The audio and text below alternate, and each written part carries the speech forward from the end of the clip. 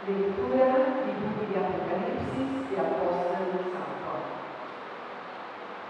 Mi romana, desde visión, un ángel arriba a Juan, viva un ser grande y alto, y a mostrarme la ciudad del santo Jerusalén. Mientras la ciudad estaba tapada por el cielo por Dios, resplandeciente de Dios, su gloria, estaba alumbrada manera de piedra más precioso, transparente, manera de cristal. Grande de ciudad estaba también una muralla grande y alta, cuyas dos portas. Na cada porta estaba también un ángel parado. Viva a porta estaba también el nombre de entre dos tribunales de Israel civil.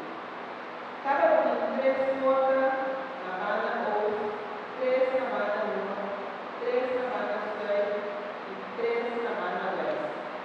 Muralla de ciudad estaba también de dos piedras de grande. Viva Juan, nombre de entre dos apóstolos, y el ángel estaba vacío. De esta ciudad no mira un templo, mas solo el Señor Dios, es un todopoderoso, y el ángel está su templo. Esta ciudad no tiene sed de luz y sol,